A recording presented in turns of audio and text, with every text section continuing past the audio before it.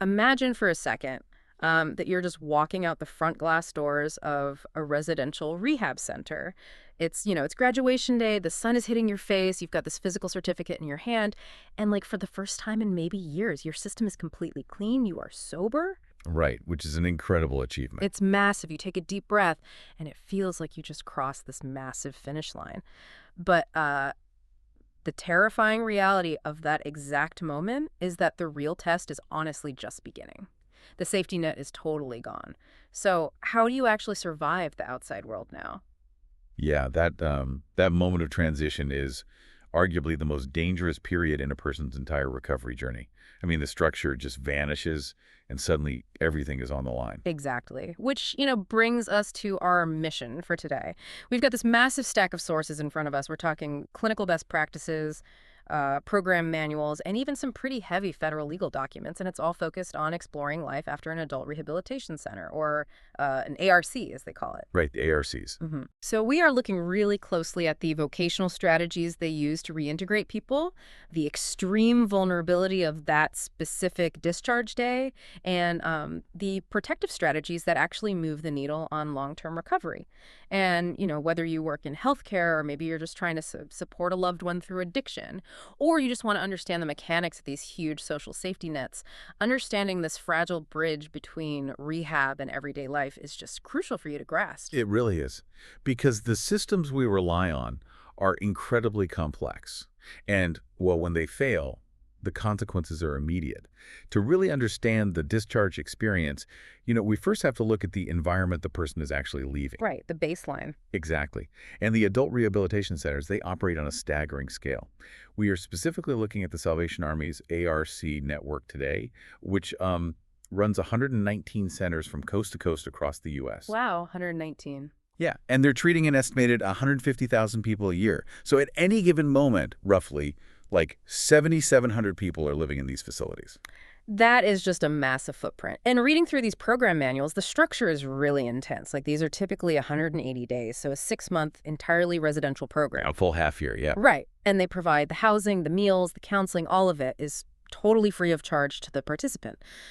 But the core engine of the entire model, like the main therapeutic tool they utilize, is this thing called work therapy. Yeah, work therapy is the defining feature of the ARC experience. I mean, according to the program's philosophy, beneficiaries labor for up to 40 hours a week. 40 hours, that's a full-time job. A complete full-time job. And the vast majority of this labor takes place in the Salvation Army's network of, I think it's 429 affiliated thrift stores. And this is key. The centers actually do not rely on government funding. They are funded directly by the sales generated from those exact stores. So the people in the program are funding the program. Exactly. I mean, the logic behind the model, at least on paper, it makes a lot of sense. The ARC's position, as they outline in their literature, is that work therapy teaches strong habits. Many participants come in having experienced chronic homelessness, or maybe they have little to no consistent work history at all. Right, they're starting from scratch. Yeah, so putting them in this structured environment where they actually have to show up on time, take direction from a manager, interact with the public, it's meant to restore this sense of self-worth and accomplishment right alongside their sobriety. It's kind of like a life skills internship almost. That's the clinical intent, for sure, is to simulate the responsibilities of the outside world, but within a controlled, sober environment. It's occupational conditioning. They're trying to, rebuild those neural pathways that are associated with responsibility and reward. Okay, I definitely understand the conditioning aspect. But looking closely at the financial realities detailed in our sources, let's unpack this a bit because there is a massive disconnect here. An internship or job training program typically pays you or gives you some kind of college credit, right? Usually, yes. But our sources say that ARC participants receive no actual financial wage for those 40 hours a week. They receive what's called a nominal weekly gratuity, which, depending on the stage of the program, can break down to as little as $2 a day. $2 a day for full-time work. Right. So if the goal is to prepare someone for the outside world, working full-time for 6 months without building a single dollar of real savings, it kind of seems like it's engineering a crisis. It creates an incredibly steep financial cliff upon discharge. I mean, because they are working those 40 hours, they don't have the time to build an external safety net. The moment they walk out those doors with their certificate, they are facing the immediate acute pressure of survival economics. And it's really important to note right here, looking at the legal and political documents in our stack, this specific labor model is highly contested. Very highly contested. Yeah. And just to be clear to you listening, we aren't here to litigate these federal lawsuits or take a side on the politics of this. We're just looking objectively at what these documents claim happens to a participant so we can understand the sheer pressure of that graduation day. But man, the allegations are intense. They really are. I mean, we are looking at litigation, including this major class action lawsuit handled by the firm Cohen-Milstein, arguing that this model crosses the line into forced labor. Yeah, forced labor. Some critics in the sources even explicitly use the term slavery. The legal argument centers on the fact that participants are paid a tiny fraction of minimum wage, and crucially, program rules often forbid them from searching for an outside post-ARC job until the very final stages of their residency. Because if they are out, interviewing for outside jobs. They aren't staffing the thrift stores that fund the center. Exactly. The model falls apart. Precisely. And the lawsuits allege that this dynamic puts graduates in an impossible position, basically leaving them penniless and jobless on day 181. And we have to factor in the demographic reality here, too. Right. Who are the people actually in these programs? Well, many of these participants are court-ordered to be there as an alternative to incarceration. Or, they enter the program directly from the streets. So if they leave early or if they're discharged for failing to meet their work quotas, the default outcome might literally be returning to a prison cell or returning to a park bench. Wow. And that structural pressure, it seems to manifest directly in the data. While some centers report, higher success metrics, the sources highlight the Charlotte, North Carolina ARC, which reported a graduation rate of just 12%. 12%. That is a staggering attrition rate. It's huge. I mean, it is far below the 30% graduation rate often observed in other work-based rehab programs. And when you look at that 12% figure, you really have to ask, what on earth happens to the other 88%? That's the scary part. And even if a graduate manages to be in that 12%, right, but they leave the facility without enough savings to even put down a security deposit on a really cheap apartment, that financial panic just has to be a massive trigger for relapse. Like, the stress of immediate poverty would overwhelm almost any coping mechanism you learn in therapy. Oh, absolutely. And the medical community broadly recognizes that exact phenomenon. Yeah. Financial panic and housing instability are absolute catalysts for relapse, which is why modern behavioral health frameworks are fundamentally redesigning the exit strategy now. Okay, so how are they doing that? Well, the focus is shifting from simply celebrating the graduation to aggressively engineering the landing. I like that. Let's dig into that engineering. So we've got these documents from Magellan Healthcare detailing this framework called Project RED, which stands for Re-Engineered Discharge. And it originated with researchers at Boston University, originally for medical hospitals, but it's been really heavily adapted for behavioral health. Right. They took the core concepts and applied them to addiction and mental health. Yeah, and looking at the protocols, this is a radically different approach than just handing someone a pamphlet and a list of phone numbers on their way out the door. Oh, completely. Yeah. Project RED is a really rigorous, evidence-based methodology. At its core, it demands that the care team conducts a deep, unflinching assessment of what the medical field calls SDOH, which is social determinants of health. SDOH. Okay, tell me more about that. These are the non-medical factors that dictate health outcomes. So the clinical team basically maps out the individual's specific environmental vulnerabilities. Right. Give me a granular look at how that actually functions for someone leaving a rehab facility. Okay, so they assess food insecurity, right? Yeah. Like, does this person actually know where their next meal is coming from on Tuesday? Housing instability, are they returning to a neighborhood that's just filled with active triggers, or are they facing a shelter environment? Which is incredibly stressful. Exactly. They look at financial strain, like, do they have the utility money to keep their phone on so a counselor can even reach them? They look at transportation. Oh, transportation is a huge one. Yeah, if we schedule a therapy session for you, do you actually have access to a bus route to get there? So the foundational premise of Project RED is that if you do not solve these social variables, the clinical treatment is just guaranteed to fail. You know what that reminds me of? It's like treating a patient for a severely broken leg. You can perform a flawless surgery, set the bone perfectly, put on the state-of-the-art cast right. But if you discharge that patient and send them home to a house that only has ladders instead of stairs, Oh, that's a great analogy. the environment is going to break the leg all over again. You can treat the biology of the addiction perfectly within the limits of the ARC, but if that person is homeless and hungry on day one, the treatment won't stick. The environment completely overrides the healing. The ladders, in your analogy, they represent the daily, grinding stress of basic survival. And when the brain is in pure survival mode, the executive function required to utilize those cognitive behavioral therapy tools, it just shuts down. You can't think about therapy when you're starving. Exactly. So under Project RD, the facility staff cannot just, hope the patient figures it out. They must actively collaborate to map out solutions to those specific environmental barriers before the discharge paperwork is ever even signed. Okay, so that SUH mapping, that provides the logistical foundation. But surviving those first few weeks outside, that required some really intense psychological support too, because our sources indicate that the first 30 days post-discharge are considered the absolute danger zone. Yeah, the data on this is incredibly sobering. The risk of hospital readmission, relapse into severe substance use, and tragically the risk of suicide, they all spike dramatically in the immediate aftermath of leaving a 24-hour care facility. Because they lose that constant monitoring. Exactly. The sudden lack of monitoring creates a total vacuum. So to bridge that 30-day window, regulatory agencies consider the absolute gold standard of a discharge plan to be the 7-day follow-up. Yeah, the sources are very, very specific about this. It requires the graduate to have a behavioral health appointment scheduled within 7 days of leaving the facility, not just a referral, an actual scheduled appointment.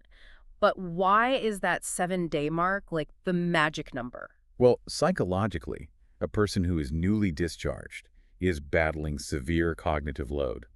They're overwhelmed by the sensory input of the outside world, the stress of finding work, and of course, the physical cravings. It's just too much all at once. Right. And if a rehab center simply gives them a referral, piece of paper with a phone number and a suggestion to call a clinic. Good luck navigating the phone tree.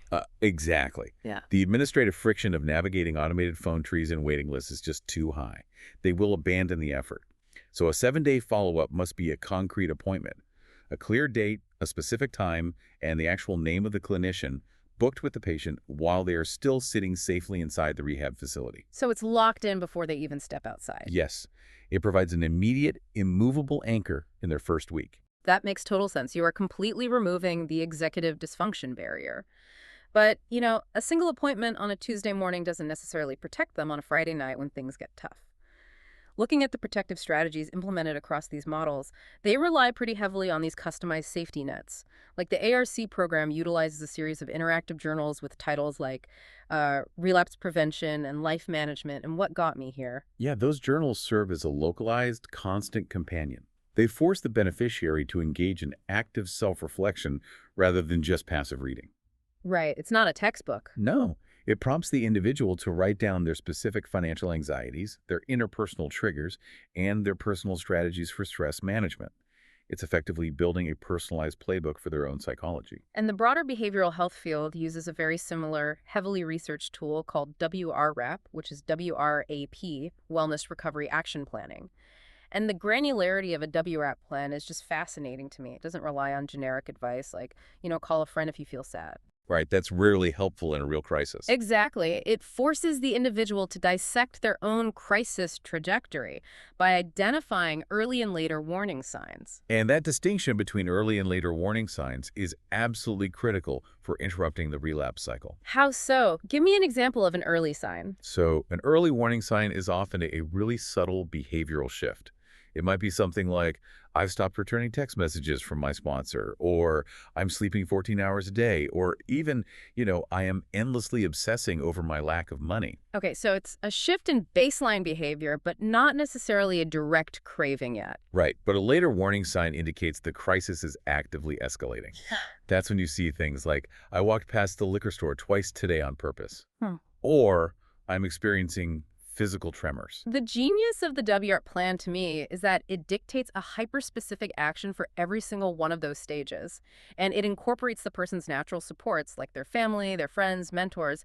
It defines the boundaries so clearly. It really takes a burden off the family in that moment. Yes. Because if a graduate's early warning sign is isolating in their room, the family doesn't have to agonize over whether they should intervene or, give the person space. The WRAP plan literally says, if I stay in my room for 24 hours, I need my brother to come take my car keys. It completely removes the emotional guesswork and the panic from an emergency. It acts as an operational manual for the family just as much as for the individual in recovery.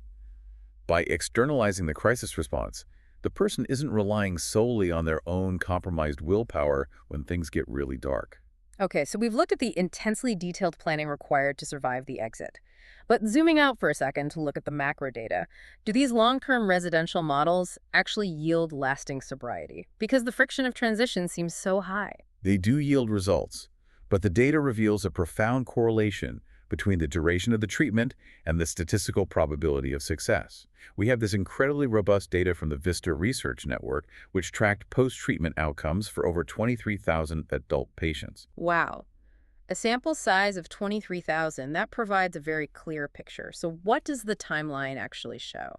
Well, the researchers measured the one-year recovery rate, which means that 1 year post-discharge, the patient was reachable and Well, confirmed they had not used illicit drugs or alcohol for at least the final 30 days of that year. okay, got it. So what were the numbers? For individuals who remained in residential treatment for a short duration, so between 7 and 20 days, the success rate was 24.1%. Wait, 24%. So essentially a 1 in 4 chance of maintaining recovery if you only stay a couple weeks. Correct.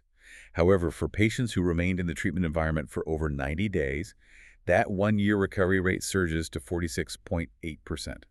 It nearly doubles simply by extending the duration of the care. It doubles. So the data strongly suggests that time in the facility is the absolute most powerful variable for success. Yes. But I imagine that data sparks a massive philosophical debate about what that time in the facility should actually look like. Oh, it absolutely does. And it highlights a fundamental schism in addiction treatment philosophy today. Okay, break that down for us. Well, on one side, you have the abstinence models. This is the philosophy utilized by the ARC, traditional 12-step programs, and many residential facilities.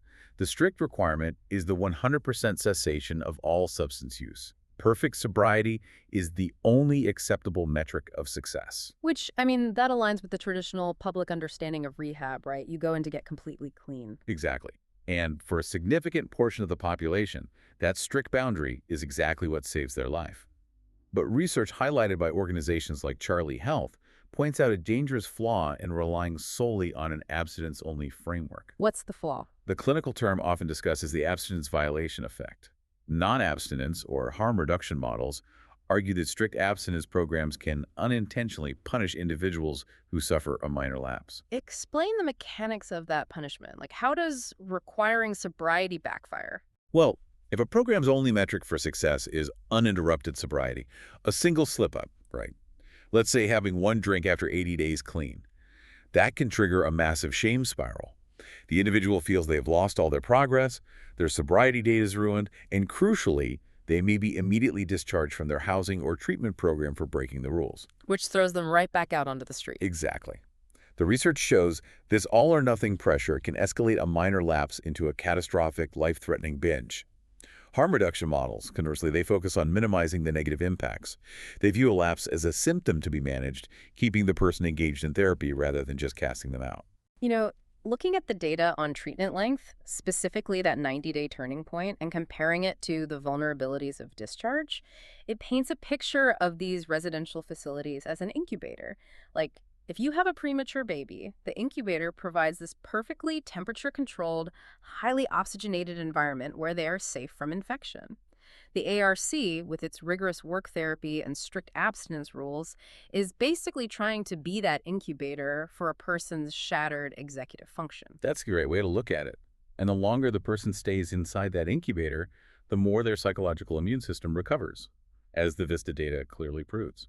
But the tension is that eventually the incubator has to open. If you force someone out of the incubator before their system is fully developed, or if you push them out without a meticulously engineered WRAP plan and secure housing, they are going to catch pneumonia the second they hit the outside air. Right. Because the outside world does not care how many hours you worked in a thrift store if you can't pay your rent. The transition from the incubator to the real world is where the entire system experiences its greatest stress fractures. I mean, work therapy is a controlled simulation. but it just cannot replicate the chaotic variables of independent survival. So synthesizing all of these sources, life after graduating from an ARC or any intensive residential program is essentially a high wire act without a net.